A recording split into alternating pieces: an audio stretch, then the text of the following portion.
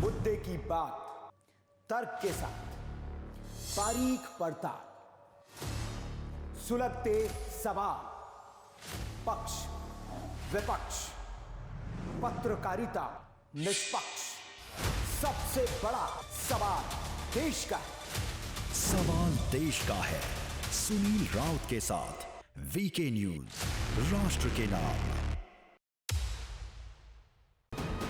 VK news, राष्ट्र के नाम। नमस्कार, मैं हूं आपके साथ कनुप्रिया सत्तन और आप देख रहे हैं वीके न्यूज। आइए नजर डालते हैं आज की कुछ खास खबरों पर। कानपुर में गैंगरेप का मामला सामने आने के बाद सनसनी फैल गई। मॉल में काम करने वाली युवती के साथ 17 सितंबर को यह घटना हुई थी। ड्यूटी के बाद युवती एक सहकर्मी के साथ बाइक पर घर लौट रही थी। तभी रास्ते में 4 युवकों ने दोनों को रोक लिया। चारों ने सहकर्मी और युवती की पिटाई के बाद लूटपाट की। लूटपाट के बाद बदमाश ने युवती को उठाकर जंगल के पास ले गए। चारों ने बारी बारी से सहकर्मी के सामने युवती से गैंगरेप किया। घटना के बाद बदमाश दोनों को छोड़कर फरार हो गए। दहशतजदा युवती और सहकर्मी ने इज्जत और लोकलाज के डर से मारपीट और छेड़छाड़ लूट की घटना के बारे में पुलिस को जानकारी दी। वहीं युवती का कोर्ट में बयान दर्ज कराने के दौरान घटना की सच्चाई सामने आई। पुलिस ने इस पूरे मामले में गैंगरेप की धारा बढ़ाकर आरोपियों की तलाश शुरू की है। वहीं पुलिस ने 4 आरोपियों में से 3 को गिरफ्तार करने में सफलता भी हासिल कर ली है। अभी एक फरार आरोपी की पुलिस को तलाश है, जिसमें पुलिस अभी जुटी हुई है। उत्तर प्रदेश के कानपुर जिले से रिश्ते को शर्मसार कर देने वाला एक मामला सामने आया, जहां एक कलयुगी पिता ने अपनी 1.5 साल की मासूम बच्ची की गला दबाकर हत्या कर दी। आपको बता दें, सिर्फ एक शक के चलते एक पिता ने अपनी मासूम 1.5 साल की बच्ची की हत्या कर दी। जब परिजनों ने देखा तो बच्ची का शव कमरे में पड़ा मिला, जिससे परिजनों में कोहराम मच गया। सूचना के आधार पर मौके पर पुलिस पहुंची। पुलिस ने शव को पोस्टमार्टम के लिए भेज दिया। पुलिस ने आरोपी पिता को हिरासत में ले लिया है। इस पूरे मामले में परिजनों की तहरीर पर मुकदमा दर्ज किया गया है और विधिक कार्यवाही जारी है। आपको बता दें कि इस पूरे मामले में अभी हाल ही में एक अपडेट हमारे पास आया है, जिसमें बताया जा रहा है कि पिता को शक था कि उसकी मां का, यानी कि उसकी पत्नी का किसी के साथ अवैध संबंध है, जिसके चलते उसे ये लगा कि ये पुत्री, जो ये 1.5 साल की बच्ची है जिसकी हत्या की गई है, ये उसकी बेटी नहीं है। और इसी के चलते इस पिता ने इस हरकत को अंजाम दिया और एक मासूम की हत्या कर दी। उत्तर प्रदेश के गाजियाबाद में स्टंटबाज बेखौफ नजर आ रहे हैं, जो हाईवे पर कार से लेकर बाइक पर खतरनाक स्टंट करने से पीछे नहीं हट रहे। हाल ही में एक और स्टंट वीडियो सामने आया, जिसमें एक शख्स को फुल स्पीड में चल रही कार का दरवाजा खोलकर उससे बाहर आकर स्टंट करते देखा गया है, जिसे देख पुलिस हरकत में आ गई है। वहीं यातायात पुलिस ने 10,000 रुपए का ऑनलाइन चालान काटकर घर भेज दिया है। यूपी के फर्रुखाबाद जिले में सोमवार को इंसानियत को शर्मसार कर देने वाला एक मामला सामने आया। यहाँ कलयुगी बेटे ने संपत्ति विवाद को लेकर अपनी बूढ़ी मां को जमकर पीटा। वहीं बचाने आए भाइयों को भी इस दौरान उसने पीट दिया, जिसमें महिला गंभीर रूप से घायल हो गई है, जिसके बाद महिला को जिला अस्पताल में भर्ती कराया गया। आपको बता दें कि महिला ने आरोपी बेटे के खिलाफ मामला दर्ज कराया। क्या नाम है आपका? रेखा। कहाँ के रहने वाली हैं? अमूरी बाग जटवारा। अच्छा, तो आज अभी मेडिकल हुआ लोहिया में, क्या बात हो गई थी आपके साथ? कुछ नहीं, जा भाई थी कि पट्टी भाई थी, लिखा पड़ी और जैसे कागज किसने मारपीट किसने की? राजीव। कौन है आपके? लड़के। जिलाधिकारी श्री विशाल भारद्वाज ने आज महाराजा सुहेल देव राज्य विश्वविद्यालय आजमगढ़ का स्थलीय निरीक्षण किया। इस अवसर पर उन्होंने निर्माणाधीन भवनों को भी देखा। निर्धारित लक्ष्य के सापेक्ष निर्माण कार्य पूरे नहीं होने पर जिलाधिकारी ने संबंधित कार्यदायी संस्था को कड़ी चेतावनी दी। साथ ही उन्होंने कहा कि निर्माण कार्य की गुणवत्ता में यदि किसी भी प्रकार की कमी पाई जाती है तो सख्त से सख्त कार्यवाही की जाएगी। इस अवसर पर उन्होंने विद्यालय में बने लाइब्रेरी का अवलोकन किया। इसी के साथ ही जिलाधिकारी ने कक्षों में जाकर छात्र छात्राओं से उनके विषय से संबंधित प्रश्न भी पूछे।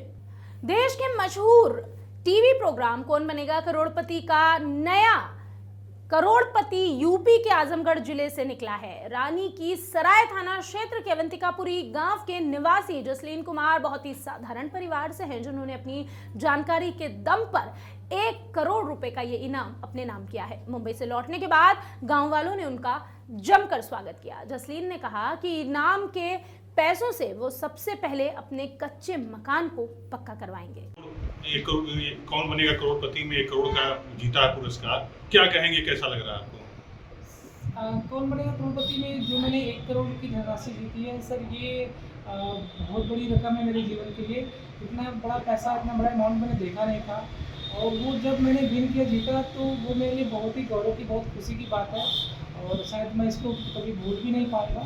और इस पैसे का जो भी मेरे घर की स्थिति है, जो भी मेरे प्रॉब्लम्स है, मैं उसको पूरी कोशिश करूँगा सही करने की और उसको अच्छा करने की। यह धन राशि जो बहुत ज़्यादा है, तो क्या आप कुछ ऐसे सोशल वेलफेयर के लिए या कुछ ऐसे पेड़ में लगाएंगे जो आप जैसे गरीब बच्चे हो या ऐसे लोगों को आर्थिक रूप से दरकार देते हैं? मेरी सोच एक पारिवारिक के साथ साथ एक सामाजिक भी रही है, और मैं कहीं ना कहीं बहुत से मेरे जितनी कमाई होती थी, आज भी जब मैं मंदिर या किसी चैरिटी को कुछ करना होता तो मैं अपने जो भी मेरे बजट के हिसाब से होता था मैं करता था। और मेरे जीवन में मेरा एक सपना भी पर्सनली रहा है कि मेरा खुद का एक अपना एक छोटा सा स्कूल हो, एक छोटा सा मेरा अपना एक हॉस्पिटल हो, जिसमें जो वंचित और जो मतलब कहीं कहीं गरीब लोग हों, जो आर्थिक रूप से कमज़ोर हो, मैं उनको एक अच्छी सी शिक्षा दे सकूँ। यूपी के सहारनपुर में पुलिस को बड़ी सफलता हाथ लगी है, जहां पुलिस ने 2 आरोपियों को गिरफ्तार कर लिया। आपको बता दें कि पुलिस ने धोखाधड़ी कर ट्रक को ले जाने और फर्जी नंबर प्लेट के इस्तेमाल में आरोपी को गिरफ्तार किया गया है। वहीं पुलिस की पूछताछ में आरोपी ने बताया कि हम दोनों ने ट्रक की असली नंबर प्लेट को हटाकर हरिद्वार में बेचने के लिए ले जा रहे थे। जी हाँ, ये 16 सितंबर को रियाज हैं, ये रहने वाले अपने सहारनपुर के ही जिले के हैं। ये ट्रक के मालिक भी थे और ड्राइवर भी थे। इन्होंने कुछ दिन पूर्व ही एक रिंकू नाम के व्यक्ति को अपने खलासी के तौर पे रखा था अपने ट्रक में, और उसके साथ काम करते थे। तो जब इनका ट्रक ट्रांसपोर्ट नगर में खड़ा हुआ था, तो जो इनका खलासी रिंकू है वो उसको लेके चला गया इनको बिना बताए। जब इनको ये लगा कि इनका उसने अपना मोबाइल ही फ़ोन ऑफ कर लिया था, तो जब वो थाने आते हैं उन पर मुकदमा लिखा जाता है और ट्रक को ट्रेस किया जाता है सर्वेलेंस के माध्यम से। टोल के कैमरेज भी देखे जाते हैं, बाकी इनकी फ़ोन लोकेशन, इन सब के आधार पे पूरा ट्रेस किया जाता है। तो पता चलता है कि ये ट्रक बिजनौर पहुंच चुका है। बिजनौर में जो इनका खलासी रिंकू था, इसने आगे ट्रक भेज दिया था फर्जी नंबर प्लेट लगा के जुम्मे को, और ये दोनों ही अभियुक्त पुलिस की गिरफ्त में आ गए हैं। इनको बिजनौर से गिरफ्तार किया गया है और ट्रक को भी बरामद कर लिया गया है। यूपी के महोबा जिले में मरीज जिला अस्पताल इलाज कराने के लिए गया। जब तक मरीज की जेब में पैसे थे तब तक डॉक्टर और स्टाफ नर्सों ने उसका इलाज किया। जैसे ही पैसे खत्म हो गए तो डॉक्टर्स ने उसकी छुट्टी कर दी, जिसका पीड़ित मरीज ने जमकर विरोध किया। डॉक्टरों के कहने पर होमगार्ड ने मरीज और उसके परिजनों के साथ इस दौरान अभद्रता की। वहीं मरीज के परिजनों ने डॉक्टरों पर अवैध वसूली करने का आरोप लगाया है। साथ ही सरकारी अस्पताल के डॉक्टर्स के खिलाफ पैसा लाओ इलाज कराओ के नारे भी लगाए गए। 70,000 रुपए मैंने खर्चा किया, आज किराया नहीं है तो 4 दिन में छुट्टी, 4 दिन में छुट्टी, मजाक बना रखा है। न रिफर कर रहे हैं, ना इलाज कर रहे हैं। 3 दिन से तो मुझे ट्रीटमेंट नहीं मिला, ना कोई इंजेक्शन लगे, ना कोई दवा लगे। इसी अस्पताल में भर्ती हूँ, सरकारी अस्पताल में। अभी तक राजेश भट्ट कर रहे हैं। छुट्टी है,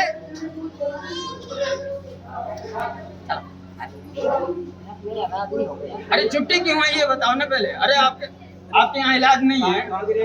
कबरई सिबात नगर मराठी मोहल्ला, नरेश कुमार वर्मा। बोलिए तो मैं चाहती रिफर कर दो।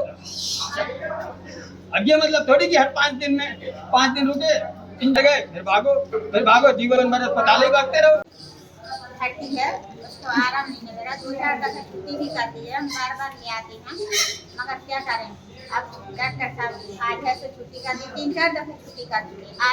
थोड़ा आराम मिलता है, छुट्टी कर दे चले आते हैं, ये दिक्कत पड़ जाती है। आज कल छुट्टी कर दी तो मैं क्या करूँ।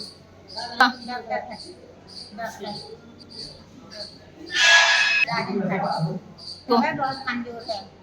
हमारी लड़की हाथ में उठा के लेटरिन बाथरूम ले जाती हैं। उसके लिए इलाज का इंजेक्शन लग जाती है, बोतलें लग जाती हैं, बस तो